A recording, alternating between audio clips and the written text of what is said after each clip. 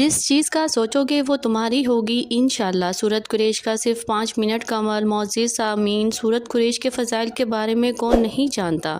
यही वही सूरत मुबारका है जिसको पढ़ने से बंदिशें भी टूट जाती हैं, अल्लाह ताला रिज़्क़ से भी नवाजते हैं और दुश्मनों से भी हिफाजत होती है। यही वो सूरत है जिसके पढ़ने से दुश्मन तबाह और बर्बाद हो जाते हैं।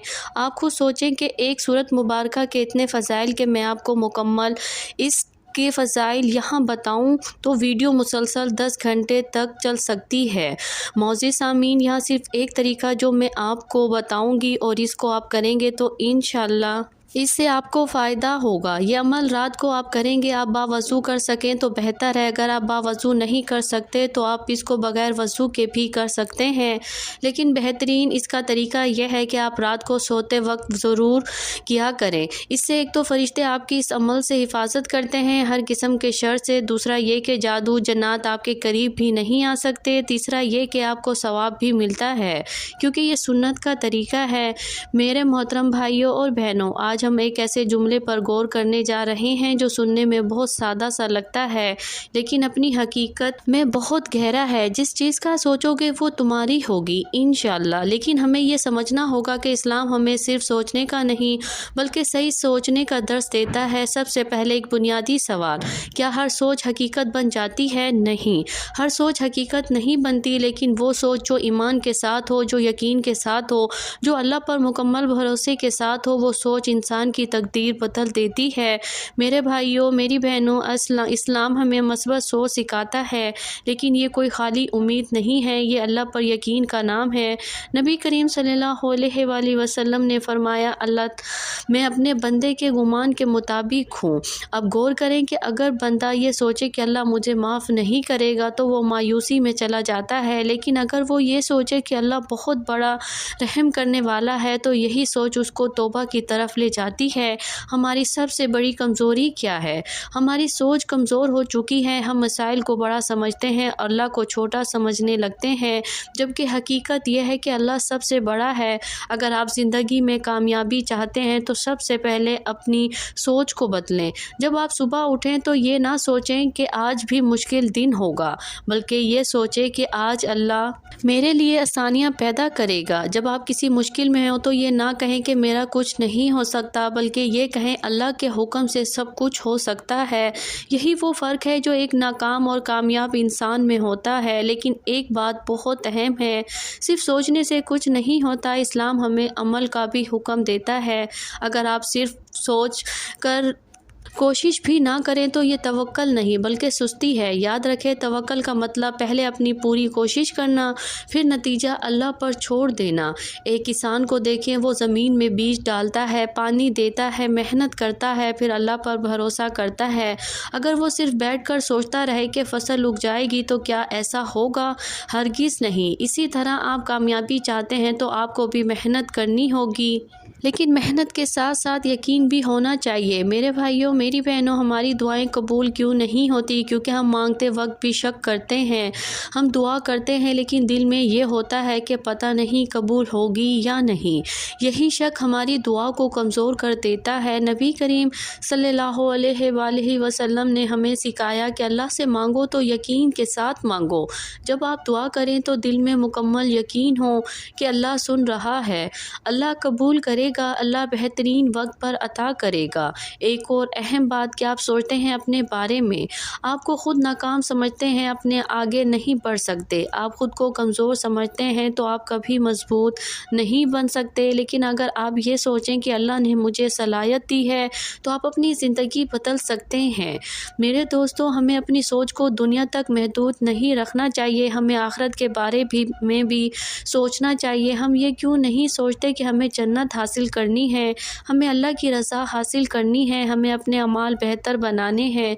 अगर हमारी सोच आखिरत की तरफ हो जाए तो हमारी ज़िंदगी खुद ब खुद दुरुस्त हो जाएगी। जब आप नमाज़ पढ़ें तो सिर्फ फ़र्ज़ अदा ना करें, ये सोचें कि आप अल्लाह के सामने खड़े हैं। जब आप कुरान पढ़ें तो ये सोचिए कि ये अल्लाह का कलाम है जो आपसे मुखातिब है। यही सोच आपकी इबादत को ज़िंदा कर देती है। میرے بھائیو، آج ہم نے دنیا کی فکروں کو اپنے دلوں پر حاوی کر لیا ہے۔ ہم رزق کے بارے میں پریشان رہتے ہیں جبکہ اللہ نے وعدہ کیا ہے کہ وہ رزق دینے والا ہے۔ ہم مستقبل سے ڈرتے ہیں جبکہ ہمارا مستقبل اللہ کے ہاتھ میں ہے۔ لہٰذا اپنے دل کو مضبوط کریں، اپنے یقین کو تازہ کریں، اپنی سوچ کو پاک کریں، آج سے فیصلہ کریں۔ ہم منفی نہیں سوچیں گے، ہم مایوس نہیں ہوں گے، ہم اللہ سے اچھا گمان رکھیں گے۔ اور یاد رکھیں، اگر آپ کی سوچ میں ایمان ہے، آپ کے دل میں یقین ہے اور آپ کے عمل میں سچائی ہے تو اللہ آپ کو کبھی ناکام نہیں کرے گا۔ آخر میں آپ سب سے یہی کہنا چاہتی ہوں، اپنی سوچ کو اللہ کے ساتھ جوڑ لو، اپنی امید کو اللہ سے وابستہ کر لو، اپنی زندگی کو اللہ کے حوالے کر دو، پھر آپ دیکھیں گے کہ واقعی جس چیز کا سوچو گے وہ تمہاری ہوگی انشاءاللہ۔ محترم ناظرین، ہم اکثر دعا کرتے ہیں یا اللہ یہ دے دے وہ دے دے، یا اللہ وہ دے دے یہ دے دے، لیکن کبھی یہ دعا کی یا اللہ جو میرے لیے بہتر ہے وہی عطا فرما۔ اے رب، ہمیں وہ نہ دے جو ہم چاہیں، ہمیں وہ دے جو تو چاہے، کیونکہ ہماری چاہت میں کمی ہے اور تیری چاہت میں بھلائی ہے۔ ہم نادان، ہم بے خبر، ہمیں نہیں علم، کل کو تو جانتا ہے، ہر راز تو مالک ہے ہر پل کا۔ محترم ناظرین، زندگی میں بہت کچھ چاہتے ہیں لیکن کبھی رک کر سوچیں، اگر اللہ ہمیں وہ سب دے دے جو ہم چاہتے ہیں تو کیا ہم واقعی خوش ہو جائیں گے؟ کیا ہر خواب پورا ہو جائے گا تو خوابوں کی قدر کہاں؟ ہر دعا قبول ہو جائے تو سجدوں کا اثر کہاں؟ کبھی محرومی بھی رحمت ہے، کبھی تاخیر بھی نعمت ہے، جو نہ ملا وہ بھی بہتر تھا، یہی رب کی حکمت ہے۔ محترم ناظرین، اللہ ہماری دعائیں سنتا ہے، ہر ایک دعا، لیکن جواب 3 طریقوں سے دیتا ہے۔ کبھی فوراً دے دیتا ہے، کبھی بہتر وقت پر دیتا ہے اور کبھی اس سے بہتر چیز دیتا ہے۔ میرے بھائیوں اور بہنوں، ہم جلدی میں ہوتے ہیں، وہ حکمت سے دیتا ہے، ہم کم سوچتے ہیں، وہ رحمت سے دیتا ہے۔ ہم کہتے ہیں ابھی دے دے، وہ کہتا ہے صبر کرو۔ ہم کہتے ہیں یہی دے دے، وہ کہتا ہے بہتر لو۔ محترم ناظرین، اصل کامیابی کیا ہے؟ زیادہ پیسہ، زیادہ نام یا ایک ایسا دل جو اللہ سے جڑا ہو؟ کامیابی وہ نہیں جو دنیا کو دکھائی دے، کامیابی وہ ہے جو رب کو بھا جائے، دل میں سکون آ جائے، آنکھوں میں حیا ہو، زبان پر ذکر ہو، سجدوں میں وفا ہو۔ ہمیں اپنی دعاؤں کو بدلنا ہوگا، ہمیں اپنی سوچ کو بدلنا ہوگا۔ مانگنا ہے تو رب سے یہ مانگو ایمان سلامت رہے، مانگنا ہے تو رب سے یہ مانگو دل ہمیشہ نرم رہے، مانگنا ہے تو یہ مانگو کہ سجدے کبھی نہ چھوٹیں، مانگنا ہے تو یہ مانگو کہ آنکھیں کبھی نہ روٹیں۔ یاد رکھے، جو اللہ کو پا لیتا ہے وہ سب کچھ پا لیتا ہے، اور جو اللہ کو کھو دیتا ہے وہ سب کچھ کھو دیتا ہے۔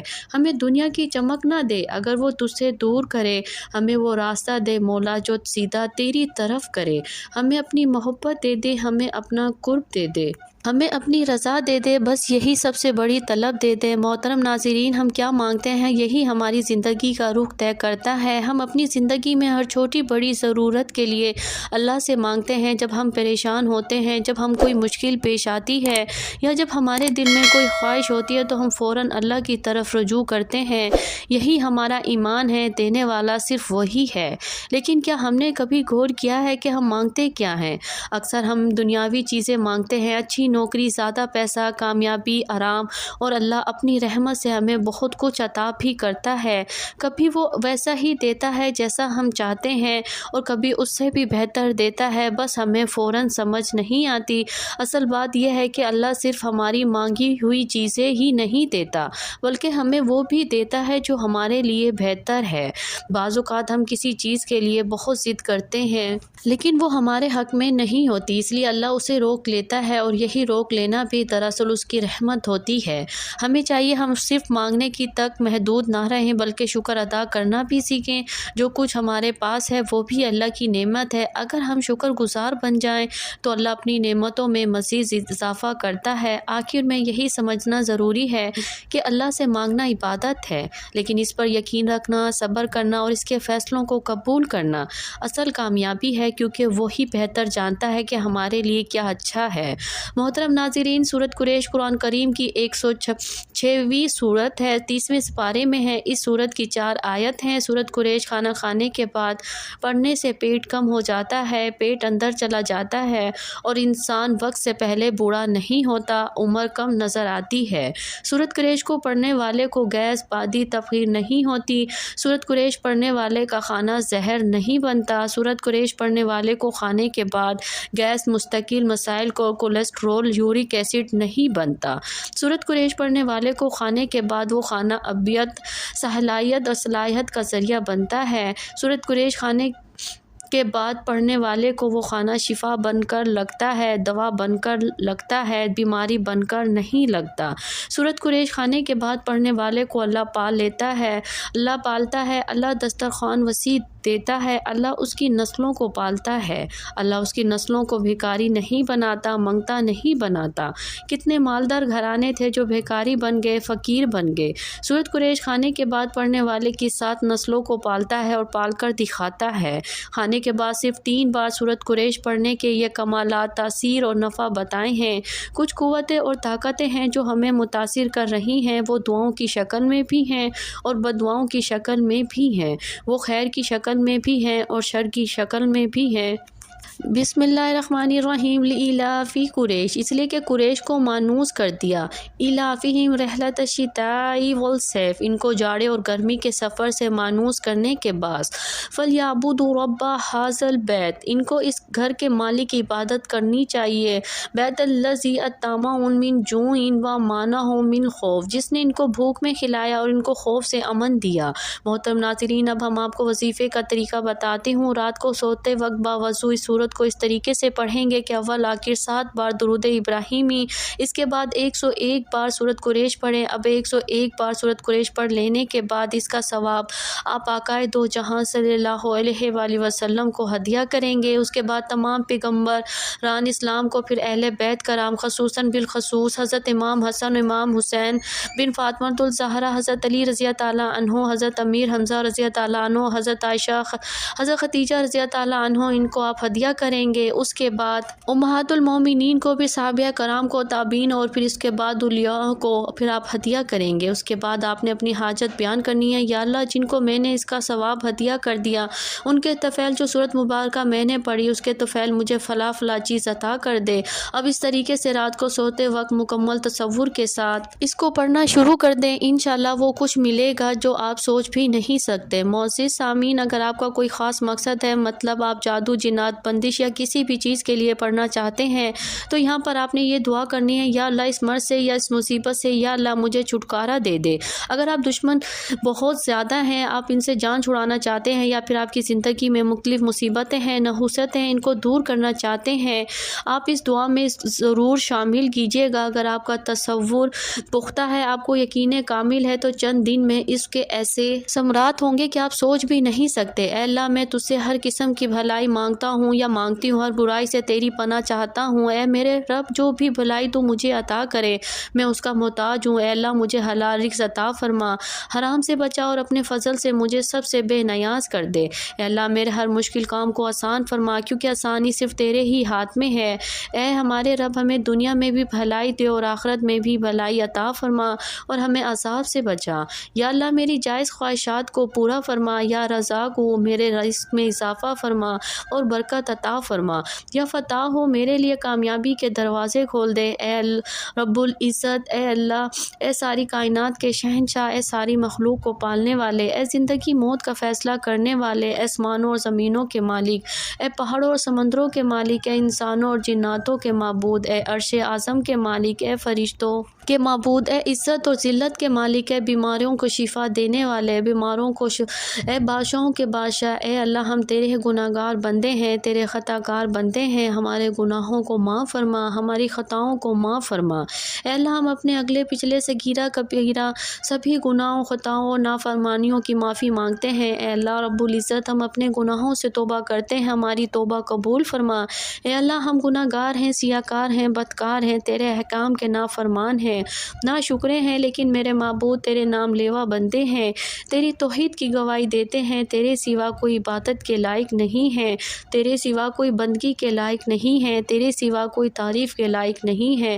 ہمارے معبود، ہمارے گناہ تیری رحمت سے بڑے نہیں ہیں، تو اپنی رحمت سے ہمارے گناہ معاف کر دے۔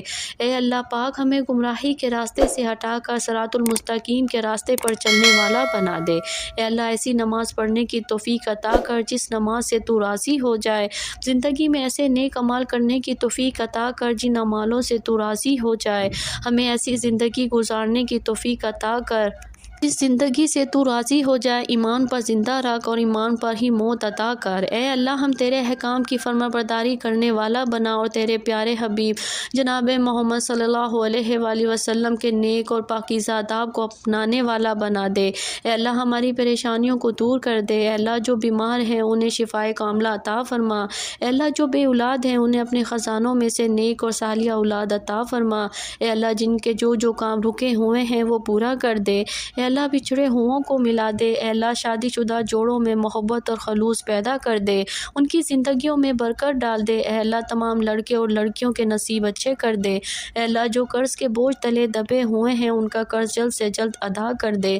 اے میرے رب شیطان سے ہماری حفاظت فرما۔ اے اللہ حلال رزق کمانے کی توفیق عطا فرما، آمین۔ دعا ہے کہ اللہ پاک میرا سنانا اور آپ کا سننا اپنی پاک بارگاہ الہی میں قبول اور منظور فرمائے۔